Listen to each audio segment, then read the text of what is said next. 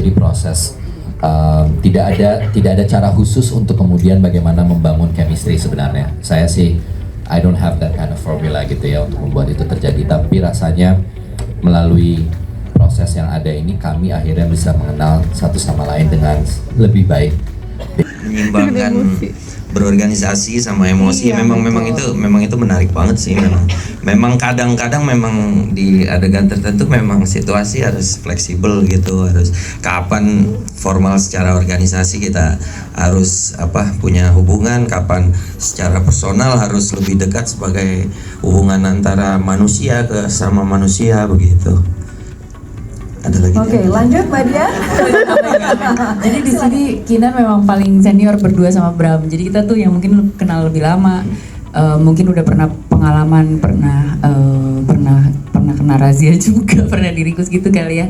Jadi kita udah lebih punya pengalaman bagaimana menavigasi kalau kita lagi aksi. Dan kita juga sebenarnya yang fungsinya tuh merekrut adik-adik kelas yang kemudian bergabung juga ke Winatra. Kinan yang bertugas merekrut dan kayak kasih inisiasi gitu loh, pengetahuan awal. Kinan yang merekrut Laut Ya betul. dan kemudian mengajak teman-teman yang Laut juga untuk ikut aksi.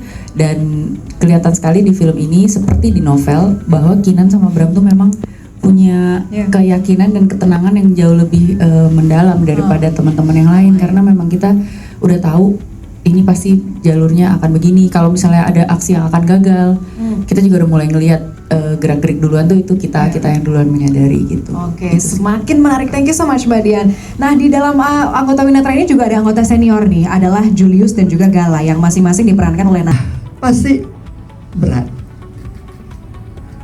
bagi seorang ibu harus kehilangan, dan kehilangan ini sebetulnya yang lebih berat lagi karena masih punya harapan bahwa anaknya satu hari akan kembali. Jadi saya tidak bisa membayangkan bagaimana itu, tapi yang jelas buat pesan yang dari film ini yang saya dapatkan buat saya pribadi adalah dalam perjalanan saya ke mancanegara beberapa belakangan ini banyak sekali muncul animal rescue seperti itu jadi tren gitu ya. Tapi saya tidak pernah ada manusia rescue. Ya. Saya berpikir apa iya gitu ya, pasti sebagai makhluk ciptaan Tuhan, sesama makhluk ciptaan kita harus saling menyayangi, binatang buas sekalipun. Apakah iya gitu lah, sesama manusia kita tidak harus dan wajib menyayangi. Inilah yang kemudian satu lagi yang pesan buat saya, kalau memang itu yang pesan paling utama sebagai makhluk ciptaan Tuhan dari Yang Maha Kuasa, tapi kenapa? Dan fenomena ini sekarang dengan adanya medsos kita mendapat informasi yang lebih banyak, dan tapi sekaligus juga menakutkan. Nyawa manusia menjadi tidak ada artinya. Sangat mudah sekali kita mengambil hak yang sebetulnya itulah hak prerogatif dari Tuhan yang memberikan nyawa, memberikan roh, memberikan jiwa kepada makhluk ciptaannya, tapi makhluk ciptaannya ini yang kemudian semena-mena mengambil nyawa manusia lain, ya. Dan itu bukan hanya terjadi di 98 di selama kehidupan ini ada di dalam bumi dan alam semesta, itu terjadi sampai dunia kiamat saya kira. Tapi yang memprihatinkan di negeri tercinta ini, di mana Tuhan ketuhanan yang Maha Esa menjadi sila pertama dasar dari kita dalam bernegara, berbangsa, itu seperti justru yang paling dilupakan. Ya, baik. Terima kasih banyak Ibu Kristen Hakim. Boleh kita berikan tepuk tangan dulu untuk Ibu Kristen Hakim dan juga all cast. Nah, karena tadi kita sudah reveal cast-nya, boleh dong kita geser ke castingnya, prosesnya. Oh, castingnya, prosesnya.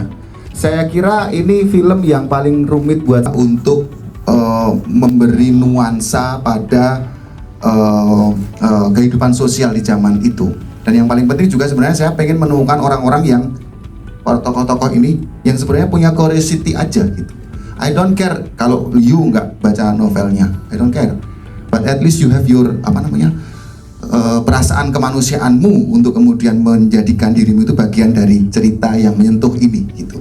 Jadi itu yang sebenarnya sorot-sorot matanya yang saya pilih lebih dari pengetahuan atau atas apapun, karena itulah kemunculan otentik dari tokoh-tokoh yang sebenarnya minat utamanya kalau ditunjukkan adalah untuk membantu meringankan kehidupan di saat itu yang mungkin tidak mudah gitu. Dan yang kedua juga tokoh-tokoh yang kemudian bisa mewujudkan semacam cara untuk mencintai bangsanya dengan bentuk dan sentuhan masing-masing. Nah, orang-orang ini menurut saya paling tepat, kombinasinya paling tepat. Dan kemudian ketika dipajang pertama kali, saya punya foto mereka baru pertama kali duduk bersama, saya punya foto. Nanti suatu saat kalau filmnya udah tayang saya mau upload. Mereka punya gairah itu, dan itulah yang membuat saya jatuh cinta sama mereka. Oke, thank you Mas Anggi, menarik sekali. Mbak Gita? Senang banget, tapi juga mereka yang belum membaca juga harus ikut menikmati gitu, dan mudah-mudahan ini nanti ketika masanya di bioskop kalian semua menyukainya. Terima kasih. Thank you Mbak Lela. Mas Anggi mau menambahkan sesuatu? Silakan Mas Anggi. Saya kira benar bahwa memang ada tentu saja ada perbedaan novel setebal itu untuk diwujudkan semua ke dalam sebuah film yang punya batasan durasi itu pasti tidak mungkin gitu ya. Kita mengambil hal-hal yang momen-momen yang paling kemudian bisa kita tularkan sebagai kata-kata kunci ketika kita berbicara mengenai sebuah era, di mana salah satu yang paling pokok sebenarnya yang diambil adalah satu kekuatan persahabatan, satu kekuatan keputusan untuk membuat gerakan bersama-sama atas dasar kemanusiaan. Dan satu yang menarik juga adalah bagaimana keluarga itu sebenarnya selalu punya harapan untuk kumpul bersama dalam sebuah kegiatan sesederhana makan di meja makan, kira-kira seperti itu. Thank you Mas Anggi. Oke, boleh kita berikan tepuk. Dimulai dari di Tempo, kemudian pekan ini udah memasuki cetak ulang yang ke-116. Selamat Mbak Lela. Saya kira dua hal itu yang membuat saya merasa ini jodoh yang pas begitu untuk memulai satu proyek oleh PAL-H Pictures. PAL-H adalah satu unit yang baru dibangun di Tempo sebagai bagian dari kami untuk memperbanyak platform untuk menularkan value, menularkan semangat kebaikan buat bangsa kita, buat negara kita ya. Semangat untuk membangun hal-hal yang baik, semangat untuk melawan korupsi, semangat untuk melawan hal-hal yang tidak seharusnya dilakukan. Jadi ini juga yang ditularkan melalui film Laut Bercerita. Semoga ceritanya juga bisa disukai oleh teman-teman semua dan para penonton di Indonesia.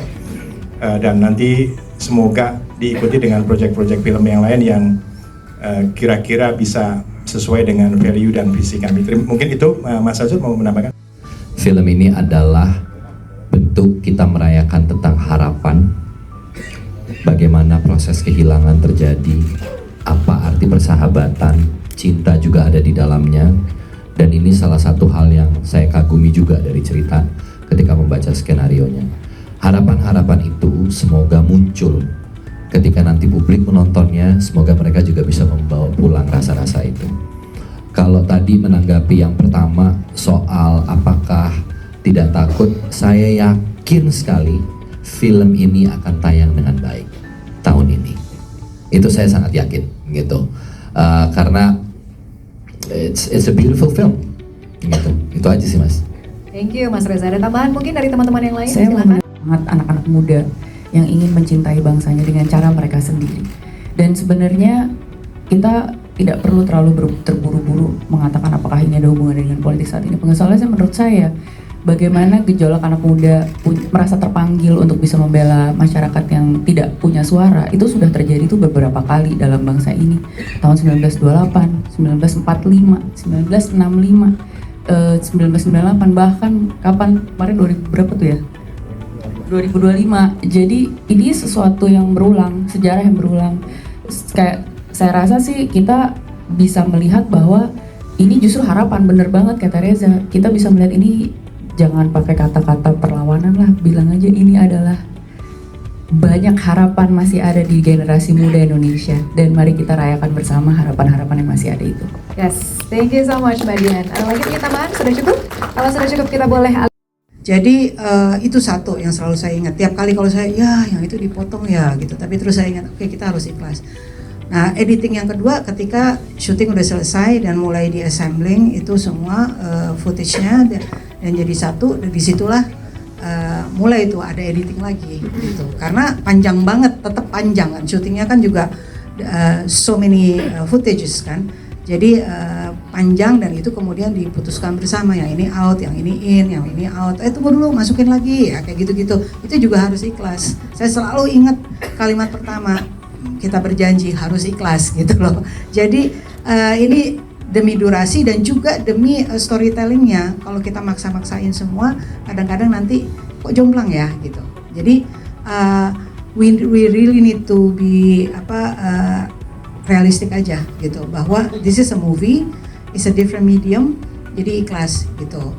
Dan itu yang selalu saya letakkan di hati dan otak saya, bahwa oke, gua harus ikhlas. Dan Mas Anggi sendiri juga sama, dia sendiri juga bilang dia punya ada kesayangan adegan yang dia suka banget, tapi dia harus potong gitu. Jadi semua, saya yakin yang lain-lain juga ya, Gita dan semuanya pasti punya bahwa aduh ini harus dipotong, ini harus dipotong, dan itu saya yakin terjadi di semua filmmaker. Jadi it's sesuatu yang wajar dan normal aja gitu. Terima kasih Mbak Lela sekali lagi, karena platformnya berbeda ya antara novel dengan film. Baik, pertanyaan berikutnya teman-teman, boleh silahkan. Nah, yang paling menarik adalah ketika pemilihan lokasi. Saya memilih lokasi di kota yang sebenarnya secara bentuk atau visualnya itu masih seperti tahun-tahun 90-an. Jalan-jalan, supaya apa? Supaya itu strategi sih, strategi budget, strategi apa. Jadi tidak bisa menciptakan dari nol kayak gitu. Kita memang harus cari existing location, existing rumah gitu, baru kemudian kita tempel dengan detail-detail yang memang bisa menghidupkan the world buildingnya. Salah satu yang paling penting dibangun dari film itu adalah world building. World buildingnya salah, aktornya mau berakting sekuat apapun, skenario-nya mau sekuat apapun, juga pasti penonton tidak percaya pada dunia ini. Nah itu tugas kami, orang-orang yang kemudian mengumpulkan orang-orang terbaik, Mbak. Mulai dari DOP yang baik, tadi ngomongin color grading ya, kita riset-risetnya, warna. Bahkan kita itu mempunyai 2 konsultan fotografi. Untuk fotografi pakai blitz dan fotografi nggak pakai blitz. Fotografi warna tahun itu dan fotografi hitam putih. Bayangkan, serumit itu. Jadi di satu set kecil kayak gitu tuh bisa isinya mungkin 60 orang kali, hanya untuk ngecek every detail of the film. Nah itu sumuk. Apa bahasa sumuk gitu? Panas gitu. Saya kasih tahu ya, hari pertama syuting, suasana panas banget, di dalam ruangan isinya mungkin berapa 60 orang. Wah ya ampun Mbak, saya request ini bisa ada AC nggak gitu. Terus akhirnya ada AC. Yang dimatikan pada saat take karena suaranya AC mengganggu suara gitu. Nah, hal-hal seperti itu terjadi pada saat proses. Gunanya untuk apa? Gunanya untuk menciptakan dunia yang nanti Anda semua akan percaya dan masuk ke dalamnya. Thank you Mas Anggi. Berikutnya Mbak Lela, ada mungkin adegan atau referensi tambahan dari riset dan lain-lain? Mungkin saya jawab yang sebelumnya, pertanyaan pertama ya.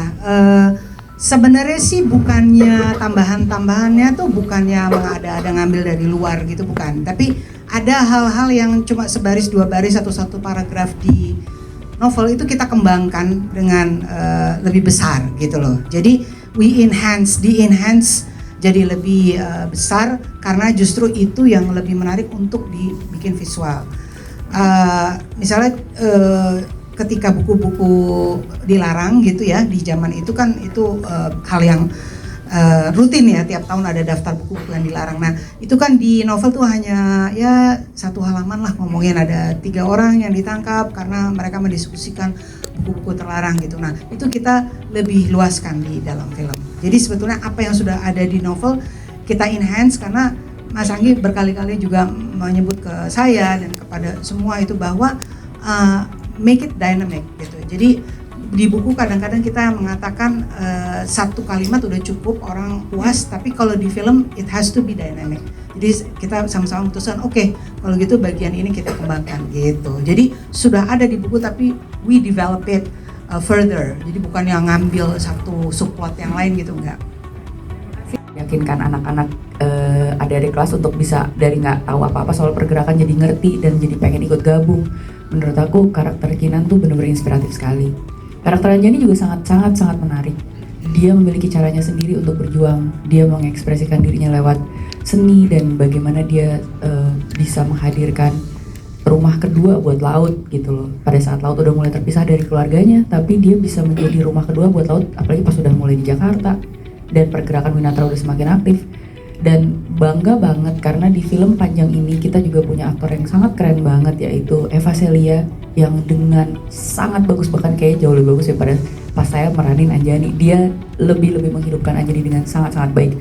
Makanya teman-teman nanti jangan sampai melewatkan gitu. Thank you Mbak Dian. Mungkin nanti kapan lagi kita ngobrol dengan Eva Celia kali ya. Oke, pertanyaan berikutnya. Saya Mbak Prita dan diproduksi oleh teman-teman yang juga hari di sini, dan kemudian mengekspannya menjadi film panjang menjadi tantangan buat saya, karena kemudian saya jadi punya waktu untuk berbicara atau menunjukkan karakter masing-masing menjadi lebih hidup dan menjadi lebih manusia gitu. Utuh sebagai manusia yang punya rasa sedih, manusia yang punya rasa takut, manusia yang punya rasa ingin untuk kemudian membuat perubahan, dan manusia yang mempunyai kerinduan yang memuncak ketika dia punya kehilangan. Saya kira sebenarnya apapun yang kita buat dalam konteks kesejarahan selalu punya dampak, dan dampak yang diharapkan sebenarnya paling tidak dari saya adalah kita mengingat terus-menerus bahwa sebenarnya pemuda-pemuda ini adalah orang-orang atau sekelompok orang yang selalu punya banyak pertanyaan dan punya banyak harapan untuk mengubah dunia menjadi lebih baik. Tadi dibilang oleh Dian, mundur ke belakang aja, Sumpah Pemuda itu yang menggerakkan pemikiran mengenai nasionalisme keindonesiaan itu muncul di Sumpah Pemuda. Itu siapa isinya? Pemuda, orang namanya Sumpah Pemuda, ya kan? Terus kemudian berikutnya terus menerus bahkan sampai hari ini. Nah, kenangan-kenangan tentang orang-orang yang punya semangat dan berkobarnya semangat anak muda untuk merubah keadaan menjadi lebih baik dan punya resiko, itu tuh adalah bagian dari cerita-cerita yang kemudian tidak akan pernah berhenti. Saya pikir itu yang paling membuat kita merasa penting untuk membuat film ini. Rasa manusianya, rasa kehilangannya, gitu, dan rasa harapannya. Itu kira-kira. Lagunya Melaut. Tahu dong. Google ya. Terima kasih. Kalau ngomongin novel elemennya apa ya, hampir semua elemennya saya pengen masukkan ke film gitu. Tapi salah satu yang menarik dari novel ini adalah saya mengambil energi anak muda itu gitu. Tidak bisa dipungkiri kita pernah ada, saya nggak tahu, mungkin beberapa pemuda dan beberapa bekas pemuda di sini ya. Tapi saya yakin ada satu, Bob nggak usah ketawa, Bob juga itu. Jadi saya yakin bahwa kita pernah punya satu pengalaman bersama, satu kekonyolan bersama, satu keputusan-keputusan yang sangat ambisius yang ada dalam diri seorang pemuda. Nah, itu elemen yang paling pokok yang ada di filmnya, yang sebenarnya muncul dari novelnya. Anak-anak muda yang berkumpul mendiskusikan buku dan pengen membuat sebuah perubahan untuk membuat pembuktian bahwa dia itu mencintai negerinya. Kira-kira seperti itu yang paling ini. Terus kalau Melaut, saya temukan di Spotify. Oke, baik, terima kasih banyak. Dan teman-teman untuk datang jauh-jauh ke sini memenuhi bioskop ini untuk teaser dan revealing cast yang ada di sini. Saya benar-benar menghargai karena saya tahu berat ya siang-siang puasa seperti ini datang ke sini. Tapi juga saya berharap ini nggak berhenti di sini, nanti kita juga masih ada event lain, dan yang paling penting setelah itu adalah menyaksikan filmnya. Dan bukan hanya sekedar menyaksikan, tapi saya betul-betul ingin kawan-kawan semua menikmatinya dengan baik. Sekali lagi saya sangat berterima kasih dan di Jav Market Yogyakarta. Sebelah kiri boleh, sebelah